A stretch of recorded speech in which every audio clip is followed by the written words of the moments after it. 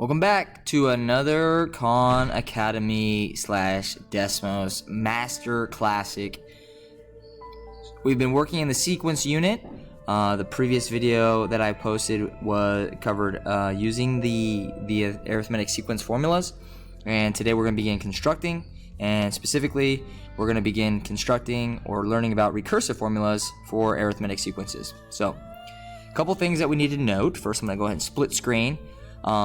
With recursive sequences, there are two equations. The first equation really is just just outlines what the first term in the sequence is, and then the second part of, or the part that we're filling in for the second equation, represents the difference between the two terms. So we've got to figure out, for the first box, we got to figure out what the first term in the sequence is, and then the second box, we got to figure out how much they're changing by. Okay, so let's go ahead and focus on the first box. In the first box, I call an eyeball box because I just kind of look at the sequence 20, 26, 32, 38 and identify the very first number. So in this case, that first number is 20.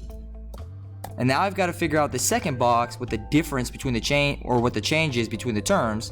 And so one way I can do that is I can take the second term and I can subtract it from the first term, and we get 6. And you can see, even if I chose like the third term and I subtracted that from, so as long as you're subtracting consecutive terms, you're gonna get the same value. So 38 minus 32. I could have chosen any combination. If I would have subtracted the other way and did 20 minus 26, this can be misleading because the answer is -6, but you can see that the change is actually improving. So when you use this strategy to find the difference, you always want to try to take the second term, subtract it from the first, or the third from the second, to figure out what the change is. So in this case, it's 6. And the rest of these should be pretty easy. So I'm gonna go pretty quick here now. Okay, eyeballs, boom. What's the first term? First term's 8. Sweet, done. Okay, what's the difference? Well, the difference, we're going to take the second term, which is -5, subtract it from the first term, which is +8, and the difference is going down. So these numbers are going down, which is obvious that they're going down. Hopefully you're familiar with how numbers work, number line. Okay, first term, eyeballs, done, 1, easy.